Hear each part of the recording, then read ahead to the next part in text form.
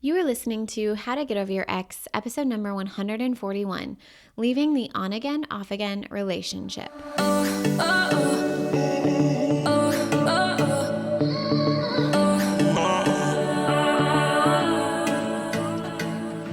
Welcome to How to Get Over Your Ex, a podcast on getting over your ex without it just taking time. I'm your host, breakup coach Dorothy. Let's turn your pain into power and your heartbreak into happy. Hello, my beautiful brave hearts. How is everyone doing? I have a special guest today. This is Braveheart alumni Monique, and her story is very unique in that she actually didn't end up leaving her partner until probably like halfway to 3/4 of the way into the program. And of course, a lot of you who might be listening might be the person who left the relationship, but we still on the other side of someone actually leaving the relationship, it's still a lot of turmoil. And I think it's going to be really beneficial to hear her point of view, as well as we're going to talk a lot about guilt too. And trusting yourself and how do you make that decision and how do you come to that conclusion? There's a lot of meat here. And I feel like Monique brings a beautiful perspective around what this could look like for you, but also what it really looked like for her and her journey. So, Monique, I am so excited to have you here. Thank you so much. Why don't you go ahead and just start out by giving us a little bit of information, background on who you are, where you're from, and tell us a little bit about your breakup story and what ultimately led you to signing up for the Get Over Your Ex program. Yeah, well, thank you so much for having me. It's an honor to be on the How to Get Over Your Ex podcast. So, been a big fan, but that's kind of, I guess, where I'm going to start off with is I found you and your podcast back in January 2021, during our particularly like rocky, rough patch with my now ex. And throughout 2021, I did like 2 of your 5-day breakup boot camp trainings. And I was just like obsessed with all of your content and work, and was always just trying to take everything from those boot camps and the podcast and try and like practice and prepare to essentially, quote unquote, soften the blow if my relationship ended and we broke up. So, really those 5-day trainings, I went through them twice and they changed my life in just 5 days, putting all the concepts you learn on the podcast into practice and being guided through really helped me sort through things that happened in the past with our relationship and work towards becoming the version of me that I wanted to be in or out of the relationship. But I still pretty much knew that when I was actually going through a breakup that I was going to sign up for the program just to make sure I thoroughly did everything I could to heal from the relationship properly. So anyways, my ex and I were pretty much on and off rocky all of 2021. And during what I thought would be our final breakup, I pre-registered for the Get Over Your Ex program in November 2021, back when there was rounds and pre-registering was a thing. But by the time the program started in December 2021, we were back together. But I still wanted to practice and prepare, again, thinking it would, soften the blow if we ended the relationship. And so fast forward to February 2022, as you mentioned, when I was literally halfway through the program, it was kind of a perfect storm. And that's when I ended up leaving. But we're going to talk even more about that later. But that's kind of just an overview of how I found you, this work, your program, and a little bit about the breakup. I love it. And I really want to applaud you for just being so proactive. You're like, I want to make sure I do this correctly in the most efficient way possible. I am totally in love with that. So kudos to you, Boo, for that. Well, thank you. Yeah. So let's take a moment and let's dive into what were some of your biggest obstacles and then how did you overcome them? When it came to the breakup, what were your biggest obstacles? Yeah. So for me, the main reason I joined the program also was because I really literally did not understand how to feel emotions. When people said feel your feelings and process emotions, I was like, okay, but like, how do you do that? What does that mean? So I was definitely, an avoider, didn't allow emotions and just let them bottle up until they exploded. Um, and I literally um, just didn't realize that it was just energy and motion in your body, like learning that, and then processing the feelings by looking at the thoughts and questioning them and neutralizing the situation. Um, and just really slowing down and thoroughly being like fully focused and fully present during the exercises you provide, and practicing that awareness, presence, stillness, and being with those sensations was a huge obstacle that I overcame during the program. But also for Hold me, on. And another before we obstacle. move on, can I Mm-hmm. actually, how has that impacted your life as a whole, being able to understand what feeling your feelings actually means? Yeah. So, I mean, it's really changed everything. And I think before, when an emotion would arise, I would kind of panic and just stuff it down. And so now, and like even throughout the program, when, I had practiced this a lot, like I still need to kind of remind myself, like, okay, wait, like really get specific. And I never understood what it meant to, be fully present and aware of the sensations in your body. But like we do an exercise where you get really descriptive of everything about that sensation in your body. Um, and, being able to recognize that when it comes up instead of panicking and just trying to slow down and really, get focused on what's happening, allows it to pass so much quicker. Whereas before, I would panic, stuff the emotion down and push it away or whatever, but it would linger and last, for who knows how long. So I feel the that. secret is, Hmm. yeah, it's I like was a that's the big panicker. secret. I would Yes. panic. I would like Yeah. instantly go into panic. Like, I'm not supposed to be feeling this feeling. What do Mhm. I need to do to solve for it? Something has to change so that I can feel better. It's very interesting. Instead of just allowing yourself to be with the emotion. And like you said, we get really descriptive and walk through an exercise where you get very descriptive about what that sensation is and what that energy and motion feels like in your body. Uh, but yeah, I love that you said that because it changes the game. For me, learning how to do that meant I didn't act like a crazy person when I was feeling feelings. Yeah. Yeah, and it changes the game so you don't act crazy, because, when you're panicking and pushing it away, you're you're trying to, I don't know, just the things you do to avoid them, like you said, you show up crazy. So, I would do like, crazy things like react to my emotions. Like I always look yeah. back, I like when I think about this concept and when I teach it to my clients, one of the things that comes to my mind was I was at this thing called Brew at the Zoo one year with my ex, like many years ago in Kentucky. And I started feeling a really negative emotion and I instantly went into panic mode. And the way I would do that, like what I would do when I felt that, I would like act out so that the attention would be brought to me in hopes that my ex would fix it. And at the time, he was my boyfriend. And so it was like this weird acting out reactive thing, thinking that that would fix it if someone could pay attention to it and do something about it because I couldn't, or even if I, because whatever I was trying wasn't working.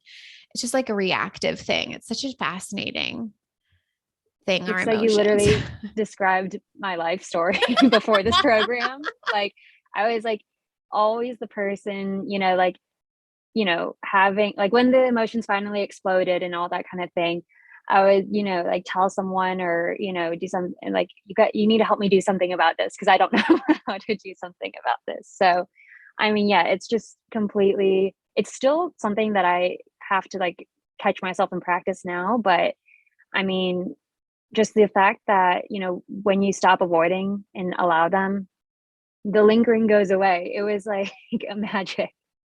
Right, though. And I think it opens up space for you to start having more productive conversations in your Mhm. relationships. Like when you can see the emotion, allow it to be there, and not go into the panic, there's Mhm. room and space for you to have a productive conversation. Um, Jake and I have been talking about doing a podcast together for forever. And one of the questions that came up when I asked people what they would want to hear about is, what is it like to date a breakup coach? And one of the things that he brought up was, it's just so cool how you process, like you step back from a situation, you process your emotions, and then we have a conversation about it. And he feels like it's a feeling of acceptance throughout the entire way. And it's like, it's a different kind of conversation with the people that you love. It doesn't mean you don't feel angry. It doesn't mean you don't feel disappointed or upset or frustrated. But when you have a conversation with them, it's a very loving and productive conversation. It's not fighting or arguing or blaming or yelling.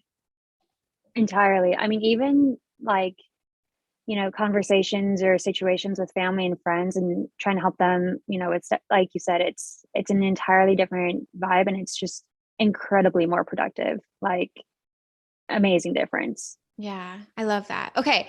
So sorry to interrupt you there. So you were talking about emotions was one thing. And then what other obstacles did you have? What were some of the other? Yeah. So another one, so I've been very indecisive my entire life, and I've like known it's an issue, but didn't realize how big of a obstacle it was, and wasn't planning on addressing it during the program. But for me, that's probably the most pivotal part of the program, was just learning how to trust myself, and also like learning about distinguishing the mind and intuition. These were obstacles I didn't even realize I had, but they were so, so big for me. And then also, lastly, I will mention that coaching was a bit of an obstacle for me. I was one of those terrified to be coached live. And I think it's because I was very scared of feelings and vulnerability and all that kind of thing. But I overcame that by just doing the dang thing and facing the fear and practicing, knowing that each time was improving me and bringing me faster resolution to my issues. And that's what I paid the big bucks for. So yeah, those are pretty much Yeah. my obstacles. But And you're so loved. I think like that's the biggest thing mhm. about coaching is you are so loved. And anyone, whoever is coached by me, I am so on your team. And I am so in love with you. And I don't even know you yet. And I love you. And I'm like so ready to make your life so amazing, no matter what you've done in your past, no matter what it is you want coaching on. And the people watching you are the same way. They're all going through Oh, the same absolutely. stuff. So I'm glad that you mentioned that, because that is a really big obstacle, is having the courage, being brave, right? Braveheart, being brave enough to get vulnerable in front of other human beings. It's fucking terrifying. Yeah. Yeah. Oh my gosh. Yeah. But I What mean, was, oops, go ahead. oh no, I was just going to say, like, you're so right. And it ends up being so worth it. So, anyways. What was the second thing you said? I want to go back to that too. I forgot already what it was. Yeah. So, decision making was, Yes. yeah, the second thing. Okay. So decision making and trusting yourself. You said that you learned to trust yourself and you learned to get more decisive. So tell us how. Like I teach, you know, there's a whole podcast episode on trust. So if you're new here, welcome. And there's an episode on trust if you want to look into that more. But tell us your process of like, how did you get to the place where you felt like you could trust yourself, and how did you get decisive enough to make a decision to leave? Yeah. So, yeah, this really leads me into basically how I left the relationship. So, it was halfway through the program after the midpoint check-in. There's a module around trusting yourself and decision making. And obviously, like I mentioned before, that was so pivotal for me because I left the relationship. So what had happened is after that decision making module, I noticed that I felt like I was just crawling out of my skin, just so anxious and uncomfortable with the situation and the relationship, and just felt so out of alignment with myself. And more things had happened with the relationship that I wasn't okay with. And my ex and I were constantly repeating the same cycles. And I couldn't take the cycle of repeating one more time. And I felt like I had tried everything in that relationship. And this was like the opportunity to try the one thing that I hadn't tried, which was leaving. And something that really resonated with me that I think might be helpful to other brave hearts that might be in a similar situation is Carolyn Ivers, who you've had on the podcast before, posted something a few days after I left the relationship. And she basically, someone asked her, how do you know when it was time to leave? And she said, you either leave because you're so uncomfortable or, you want different. The former includes more suffering and the latter includes more work.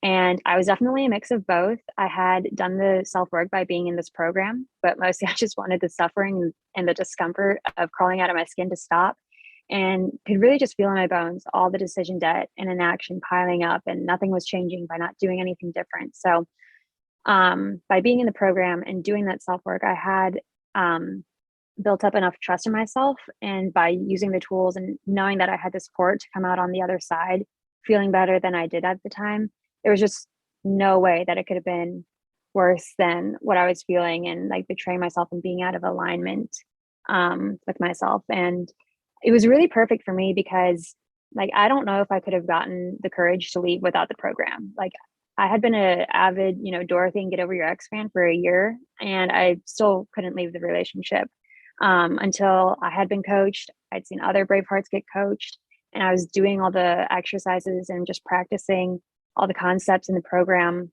that get you, back that trust and belief in yourself that, you'll make it through it, and get out on the other side bigger and better than ever. And what I would tell other brave hearts is, if you're in a similar situation, is only do this for you and as on your terms as possible. So, like, I've been the person, like, crying to friends and family, like we talked about earlier, like, for over a year, like, help me fix this for me. And it was so easy for them to say, like, you need to leave that relationship. So, and I know how unhelpful and painful it is when all your friends and family or society or whoever is telling you, quote unquote, out of love, that they don't approve of your relationship and you should leave. And again, this doesn't apply to every situation, but I'd encourage brave hearts to not leave to make anyone else happy, like not your friends, not your family, and not society or whoever. Just, you have to do it for yourself in your own time and your own way, and all those things, if the situation allows. And for me, like, I had finally built up a better foundation with myself to where I could step up, take responsibility, stop betraying myself, and just essentially become my own hero. And so, like, I will say I was really still scared to do it and didn't want to leave, which is why I avoided the decision for so long. And, that's one thing though that I learned in the program is, like, learning to trust myself and make decisions in alignment with me, for me. It took me halfway through the program to get there, but it was definitely perfect for me. Oh, I love all of that so much. I'm so glad that you said it's about you and to leave for you, because it's so hard not to take in all the perspectives and everyone else's baggage on as your own.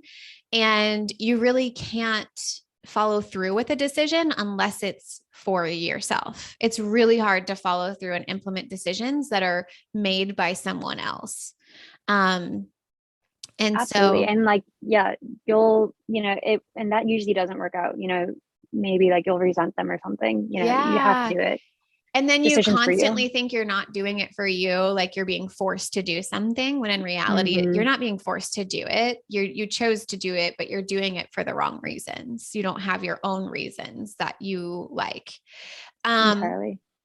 so, and you brought this up in the beginning when we talked about biggest obstacles and things that helped you overcome them. You talked about the inner voice, like deciphering between the mind and the inner voice slash intuition. We do a lot of work in the program with that. And do you feel like that helped your decision? Did you use the inner voice to help you make that decision? So I think it helped. I'm still, pretty new to it, and, like, new to learning how to use it and listen and tap in and all that kind of thing. But I mean, yeah, really learning, the whole um the inner voice. And you've had other podcast episodes about how the inner voice is calm, it's not rushed. Like, I was, with this decision, I was always felt very urgent and hurried. Mm, Like, I need to do something, kind of like we were saying, like panicking, like, I need to do something to fix this and solve this problem right now.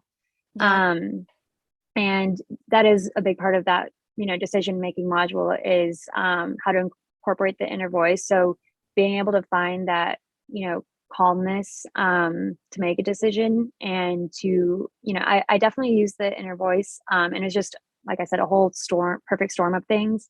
But yeah, it definitely helped. It's something I'm, still working and learning, but yeah, it definitely is probably one of the reasons that I couldn't have left until that module, basically. Right. And it's so fascinating too, because it does feel urgent. That's how I felt when I was in my relationship with Matthew around like, it was such and honestly, I was in this like turmoil of like, there's nothing wrong with the relationship. Like, he's a great person. There's nothing wrong. I just don't like my inner being didn't feel like it was right. And Yeah. it felt like such an urgent decision. Like I needed to do it now or yesterday. And the longer you're in that urgency, the more you don't do it and you resist it, or you do it in a panicked way, which doesn't go well. Hmm. And you don't calmly get to a place of like, my life is going to be great regardless of who I'm in a relationship with. There's no right or wrong. It's a completely different energy, but I do really resonate with you saying the word urgent. And I think that that's what a lot of people think. And that's also too why other people's opinions can't be what forced you to do it. You have to get to a place where you're like, I did what I could, and I feel confident and solid in saying that I have done everything I possibly could have in this relationship. And now I'm ready to leave. And you also said this earlier, where it's like, I just got tired of having the same conversations leading to the same result. I was like, I'm all about changing my thoughts to change my feelings, to change my actions, to create whatever result I want. And my results aren't appearing. And what's happening in my action line is I'm having the same conversation with the same person multiple times. Hmm. So my action needs to change. Yeah. I love that. And that was also huge for me. Like the whole, there is no right or wrong decision. Like I was, that's another reason you get stuck in indecision is you think you're going to make the wrong one. But when you can learn like no right or wrong decision, that absolutely changed the game and definitely helped. I love that. Amazing. Well, I love how our earlier question led us to all of that, because really I wanted to like ask you what the journey is that, led you to leaving all of that. Is there anything else that you want to share when it comes to what it was like to leave this like on again, off again situation? Um, so I don't know. I think like it wasn't easy and it was the last thing I wanted to do is, and part of like your process is decide, commit, practice. And so like before, when we were kind of on again, off again, it was never like fully my decision. So when it like fully became my decision, I really had to commit to that decision and just practice everything that I had kind of, prepared up until that point from being in the program and all the concepts and everything to be able to commit, to that decision. But I mean, the whole on again, off again, and that kind of thing. For me, I was never really the one wanting to be on and off. I was just kind of going through the turmoil of it. But once I finally like made the decision for myself and not for anyone else, not for him, not for friends and family that wanted better for me, all that kind of thing, like it really had to be like when it's finally up to me, It makes it was like the easier biggest to difference. commit to the decision Hmm. when it's your decision. Absolutely. So good. I love that. Okay, so let's talk about guilt, please, because that was something that I felt like I coached you on a couple of times. And Yeah. guilt is something that a lot of people resonate with. I feel like it's been coming up in conversation a lot recently. So we worked on guilt. Please tell us and talk to us about this, and like, where did you land with your guilt? What actually happened? Because I feel like your situation is a great example of how we make up so much in our mind that isn't true. So tell us about that Hmm. story. Can you walk us through that? Absolutely. So I felt so much guilt leaving because my ex was in a bad place and it felt like, he has no one else. And that was mostly because I was typically always the one bringing him back from the edge. And I had these stories that kept me afraid that leaving would cause my ex to spiral out of control even worse. And since he has no one else, it was just really selfish of me for abandoning him. And so after the relationship, I was ruminating in these stories, kind of stuck in that guilt, and always coming back to guilt. But a week or two after I left the relationship, he ended up posting pictures with a girl who I assumed was his new girlfriend, and he looked happier than ever. And when I found that out, the guilt pretty much vanished and was quickly replaced with resentment, which could be a whole other podcast episode. But it just proved, like you said, like the stories we tell ourselves create our reality, and even if they're not true. So, tell yourself things that serve you. I did find out like a month later that, or a month and a half later, that he did in fact spiral and get into some dangerous territory and went through a really bad time after we split. But what really helped me when I heard all that stuff is not go back into guilt was seeing another Braveheart actually get coached on guilt and overcome that guilt. And the exercise you did with her was basically like seeing how even though your partner or you yourself may blame yourself or may blame you for their circumstances, thoughts, feelings, actions, and results, when you objectively look at their model and you can clearly see how their circumstances, thoughts, feelings, actions have absolutely nothing to do with you, and would actually probably bring them the same results regardless of whatever you did or whatever you said or didn't say and do, or even if you were in the picture at all, was huge for me in overcoming guilt. Is I had known these tools before, but really seeing that changed a lot. And in the program we discussed how guilt is a great indicator, and I agree now that I've gotten over my guilt, that it allows you to pause and check in and reflect and decide how we can do better next time. But when you're spitting in those unhelpful stories that keep you stuck in guilt, it was really powerful to objectively look at the data and neutralize the situation and then see how it probably truly has nothing to do with you. And unfortunately, you've been like self-perpetuating your suffering and telling yourself lies that don't serve you. So I totally know how your brain thinks it's helpful. So you'll be better. But when you look at it objectively, you can actually see how guilt does the opposite. And it's not easy to, oversee, but when you have someone to help coach you through it, it's really, really powerful.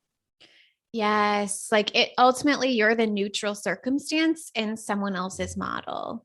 You're the neutral circumstance in someone else's thought pattern, and their thought pattern might be the same regardless of what the circumstance is. So super fascinating. I love that.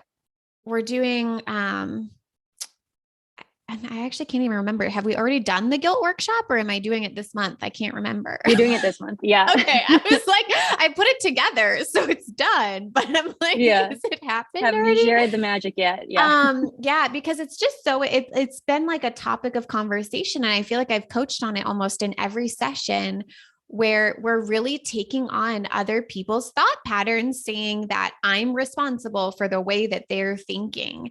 And that's simply just not the case. And it's so funny too, for me in your situation where you kept being like, he doesn't have anyone. Meanwhile, he's living his life and he has someone. It's just like, and so you perpetuated it, and constantly by telling yourself he doesn't have someone, you found all the ways he doesn't have someone. In reality, like he has plenty of resources, just like you have it, plenty of resources.